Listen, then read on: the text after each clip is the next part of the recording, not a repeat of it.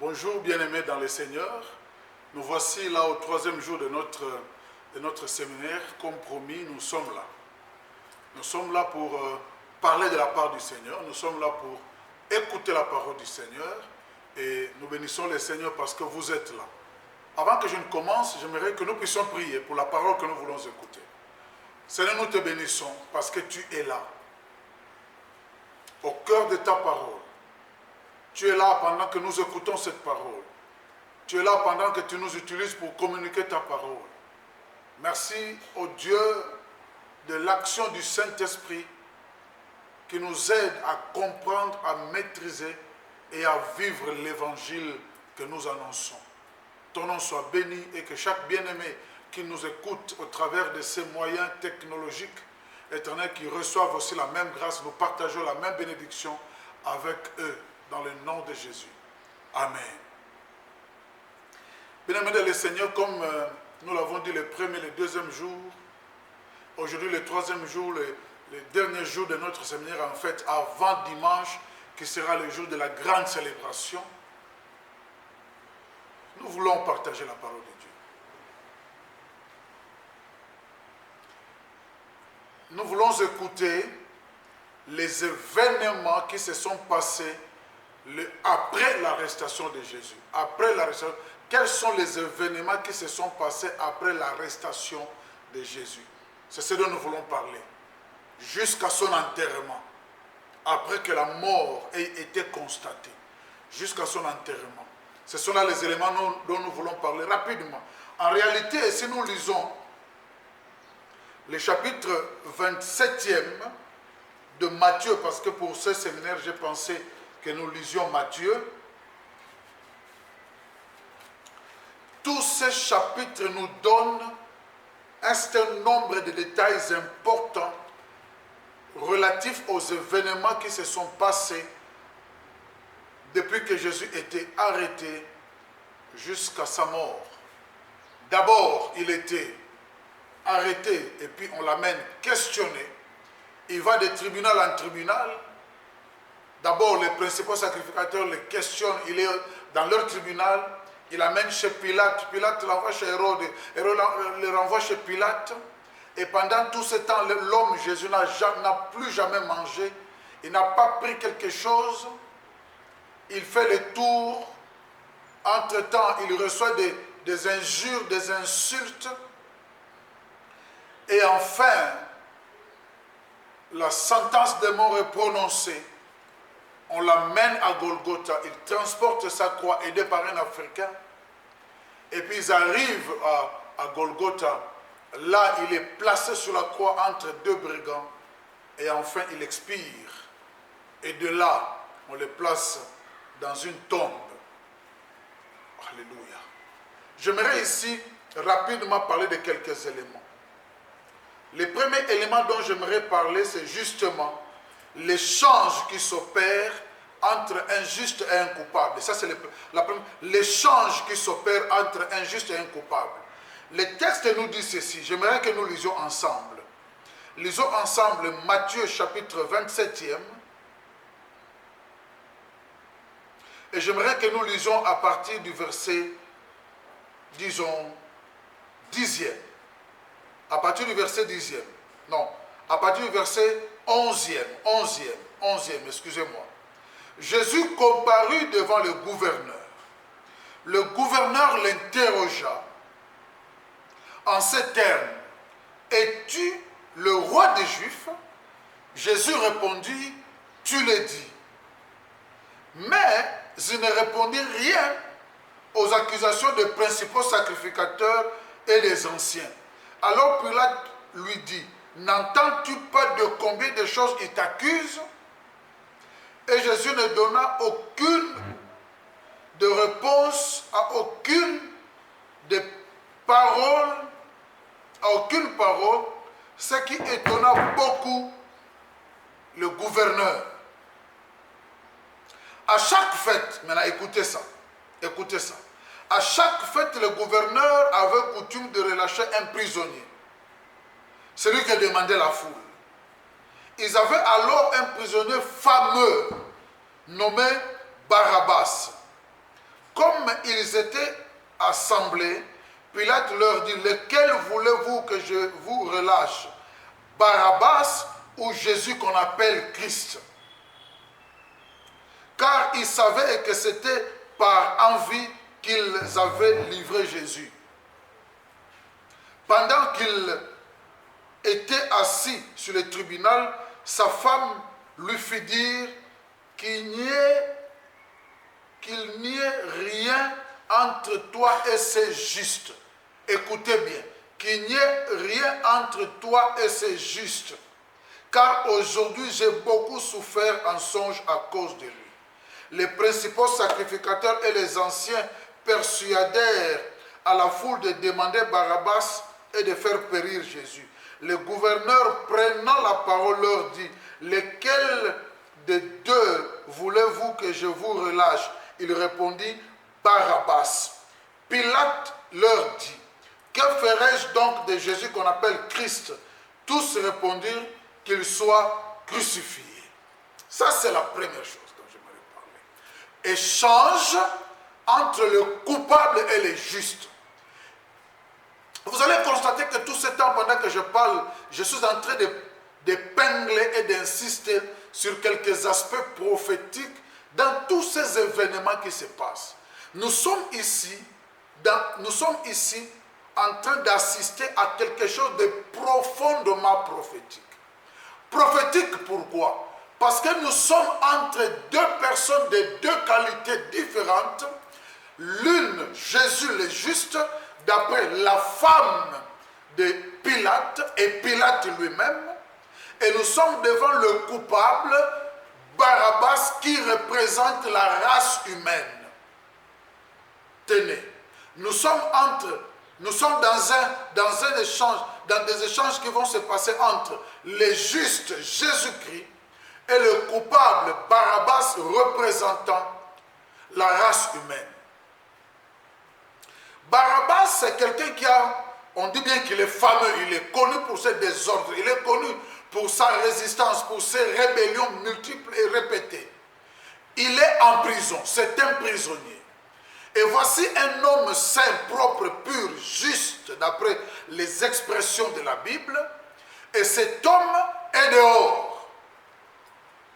Barabbas ne sait pas ce qui se passe dehors. Certainement, il entend quelques bruits. Je ne sais pas quelle était la distance entre les lieux du jugement et la prison. Certainement, c'était loin. Mais à cause de la foule, il est peut-être normal de penser qu'il peut avoir reçu quelques bruits. Quelques sons de bruit. Oh mon Dieu. Pilate pose la question. Parce qu'il était institué, disons comme ça, qu'à chaque fête de Pâques, on relâche un brigand. Celui que la foule demandait. Et voici l'occasion. Nous sommes à la fête de la Pâque. La fête de notre libération. Nous avons été libérés parce que quelqu'un d'autre a pris notre place. Voici comment ça se passe. Nous sommes à la fête de Pâques. Pilate pose des questions. Barabbas entend le peuple scander son nom. Barabbas, Barabbas, Barabbas. Mais il ne sait pas qu'est-ce qui se passe dehors. Barabbas, certainement, dérangé et troublé, attend, je ne sais pas trop quoi, mais il est déjà stressé et il vit une période d'anxiété. Jésus est dehors, le juste est en train de subir la punition. La Bible va nous montrer clairement qu'il est en train d'être fouetté. On place sur sa tête une couronne d'épines. On lui donne un roseau entre les mains comme symbole du roi. Le roi méprisé. Et ainsi de suite. Maintenant, Barabbas entend son nom être clamé, scandé par le peuple. Finalement, Barabbas voit les gens qui viennent le prendre pour le mettre dehors. Alléluia. Alléluia. Profondément prophétique. Les gens viennent le prendre. curieusement, d'une manière inattendue, Barabbas est dehors. Il est libéré. Retenez qu'il est libéré parce que quelqu'un a pris sa place. À l'occasion, il faut libérer quelqu'un. Mais Jésus prend la place de ces brigands Barabbas. Parce que maintenant, Jésus est fouetté à la place de Barabbas. Jésus est craché dessus à la place de Barabbas. Jésus est condamné à mort à la place de Barabbas. Ainsi de suite, tout ce que Jésus est en train de subir, il est subi pour la race humaine, ici représentée par Barabbas. Bien-aimé dans le Seigneur, c'est ça la bonne nouvelle que j'aimerais d'abord annoncer. Il y a quelqu'un qui a pris ta place. Alléluia. Il y a quelqu'un qui a pris ma place. Alléluia. Il y a quelqu'un qui a pris la place de l'humanité. La Bible dit, il a fait tomber sur lui la Bible dit, les châtiments que nos actes méritaient, les châtiments qui devaient tomber sur nous, les châtiments qui étaient une juste récompense pour les péchés des humains, est tombé sur Jésus. Et le Père a fait retomber sur lui l'iniquité de nous tous. À cause de cela, il devait subir et souffrir le sort que l'humanité devait subir et souffrir. Quelqu'un a pris ta place. Quelqu'un a pris ma place. Il s'appelle Jésus-Christ de Nazareth. S'il vous plaît, c'est Jésus-Christ et Jésus-Christ seul. Parce qu'il est le seul capable de prendre la place de l'humain. Il est le seul capable de donner son sang pour le sacrifice, comme sacrifice pour le salut des humains. Parce qu'en fait, aucun humain ne peut sauver un humain. Je vous donne une image. Nous sommes humains et tous nous sommes dans un trou. Tous nous sommes dans un trou profond. Et la profondeur est telle que personne ne peut sortir par ses propres efforts. Personne ne peut oser sortir de ce trou par ses propres efforts. Et en réalité, la personne qui peut nous aider de sortir du trou doit être en dehors du trou. La condition humaine, c'est le trou dans lequel nous nous trouvons.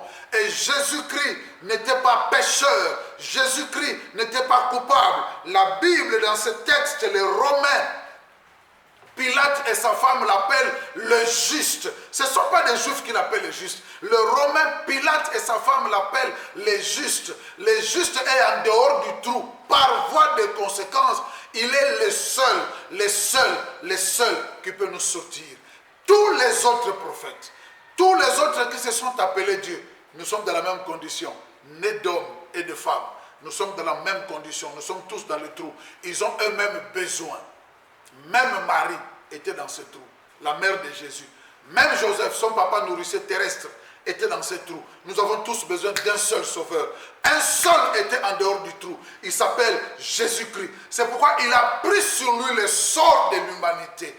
Il a pris sur lui le sort des humains afin de nous libérer de la prison dans laquelle nous étions, exactement comme Barabbas, à cause de nos propres fautes, à cause de notre rébellion contre l'autorité établie, c'est-à-dire Dieu. Nous nous sommes rebellés contre Dieu et nous avons donné passe à l'ennemi. Alors nous étions emprisonnés. Ici, nous sommes en train de vivre un échange entre les justes et l'injuste et le coupable.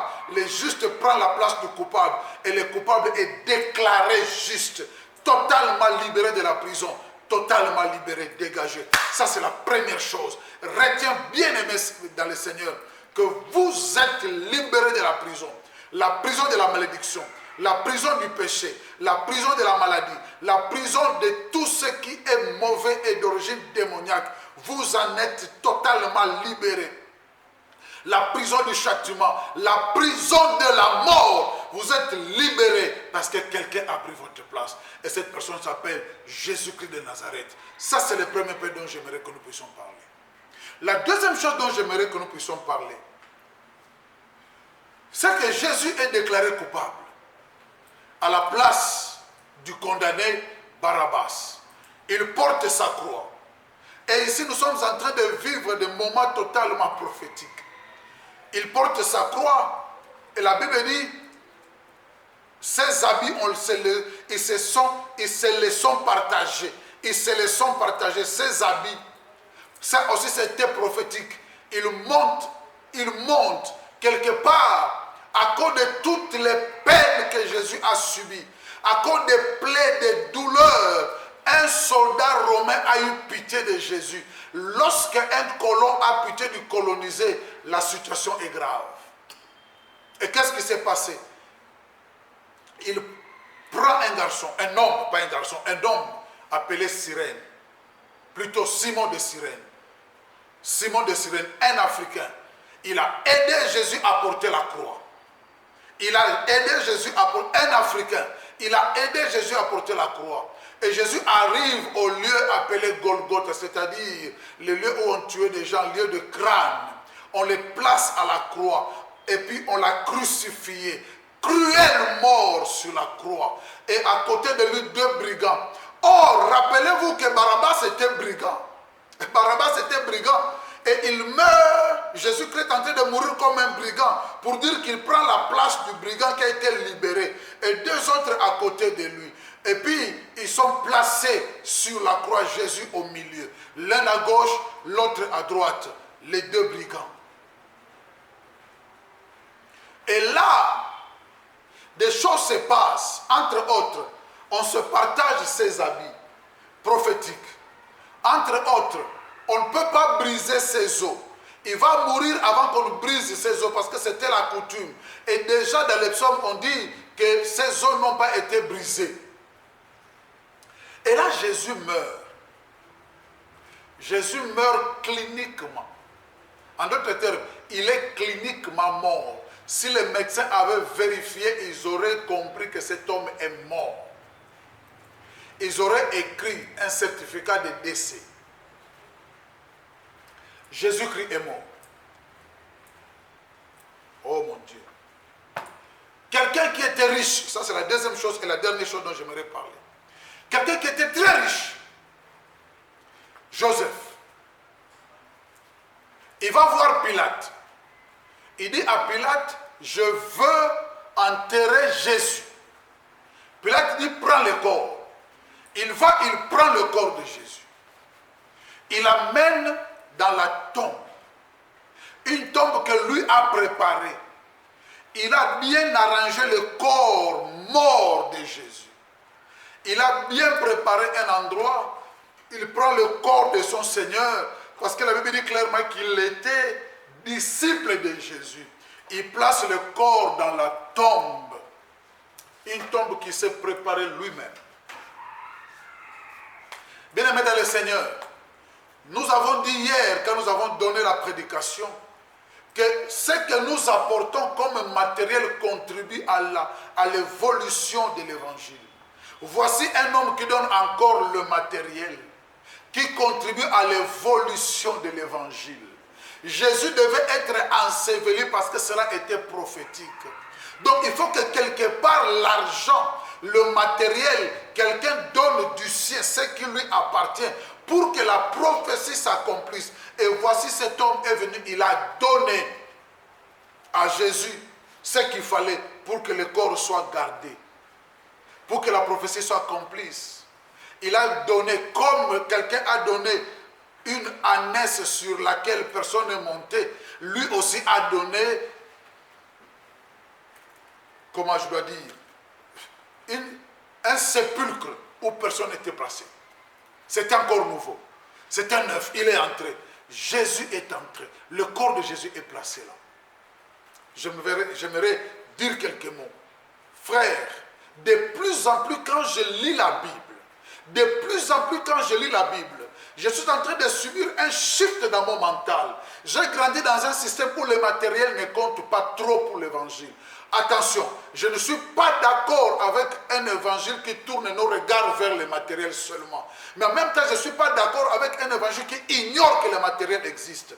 La position de la Bible est que nous ne travaillons pas pour le matériel, mais le matériel doit travailler pour l'accomplissement des projets de Dieu. J'ai subi un shift. Je suis d'un background qui ne me permet pas trop de parler du matériel. Je n'étais pas habitué à ça. Mais en même temps, je ne suis pas aussi d'accord avec un évangile qui ne tourne les regards des auditeurs que sur le matériel. Parce que nous ne sommes pas sauvés pour le matériel. Et le matériel ne sauve pas. Mais en même temps, je me rends compte que le matériel a un rôle à jouer. Quelqu'un a donné. Il a donné ce qu'il avait. C'était précieux pour lui. C'était son cimetière. C'était sa tombe à lui. C'était quelque chose de nouveau, de neuf. Mais parce qu'il était disciple de Jésus, oh my God, il a donné.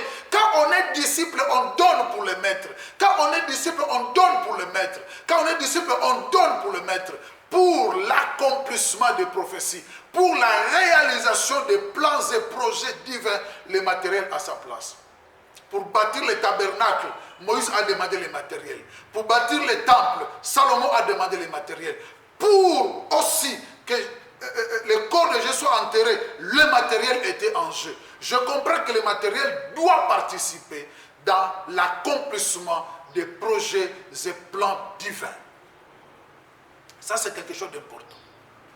Une autre chose qui me marque ici, c'est que pour se convaincre du fait que les paroles de Jésus ne doivent pas s'accomplir, ou pour empêcher l'accomplissement des paroles de Jésus, les sacrificateurs et tous les autres sont partis demander à Pilate la permission de garder le corps de Jésus-Christ. Et cela leur a été accordé. Malheureusement, ça ne sera pas le cas. Dimanche, quand nous allons continuer la suite, nous allons terminer d'ailleurs, c'est la suite et fin de cette série, nous allons expliquer que leurs efforts ne pouvaient pas contenir, ne pouvaient pas empêcher les paroles de Dieu de s'accomplir. Voici deux choses dont j'ai parlé ici rapidement. La première chose, je parlais de Jésus qui prend la place du coupable et le coupable est déclaré juste. Un chiasme, échange s'est passé entre Jésus et Barabbas. Ça peut se passer entre toi et Jésus maintenant que tu m'entends. Dieu peut maintenant vous sauver. Vous êtes en prison. Je ne sais pas quelle prison. Je ne sais pas dans quelle prison vous êtes. Mais maintenant, vous pouvez sortir parce que quelqu'un a pris votre place. Dites seulement Jésus, merci parce que vous avez pris ma place. Et je crois maintenant que je peux sortir de la prison. Et sors de la prison. En fait, si tu es dans la prison, tu es dans une prison qui n'a pas de porte. Mais tu ne sais pas que la prison n'a plus de porte. Parce que quelqu'un a tout brisé. Il a brisé la puissance de l'ennemi. Il a brisé la puissance du diable. Tu es dans une prison sans porte. Mais parce que tu regardes vers le mur et la porte est derrière toi, tu te rendras compte que c'est une prison. Tu sors quand tu veux. Crie à Jésus, Jésus sauve-moi. Je sors de la prison et tu sors de la prison. Alléluia. La deuxième chose, continuons à participer avec nos matériels. Continuons à contribuer pour l'œuvre de Dieu. Continuez à donner pour l'accomplissement de l'œuvre de Dieu. N'hésitez pas de tout dépenser, même des choses neuves, une voiture neuve, une maison neuve, un bureau neuf. Donnez pour la gloire du Seigneur. Et les prophéties, les promesses, les plans et projets de Dieu seront en train de s'accomplir. Que Dieu vous bénisse, que Dieu vous bénisse. Prions. Seigneur, merci parce que tu nous as écoutés. Et merci de saisir nos cœurs. Et merci de nous amener, Seigneur, dans la profondeur de ta parole afin que nous comprenions combien tu as payé pour notre rachat, pour notre rédemption. Merci de tout faire, d'avoir tout fait pour notre salut. Ton nom soit béni. Nous te levons pour des gens qui se décident et qui prennent, Seigneur, la résolution de te recommander leur vie et de changer de cap, de quitter la condition du coupable parce que toi tu l'as prise pour embrasser la condition du juste, celle à laquelle tu nous as destinés désormais depuis que tu es mort sur la croix. Ton nom soit béni au nom de Jésus. Amen. Suivez-nous sur Facebook, nous serons là et nous allons mettre les liens pour que vous suiviez toute la prédication. Rejoignez-nous sur YouTube, Jean-Jacques Makonda, mais le lien est là. Que Dieu vous bénisse au nom de Jésus. Amen.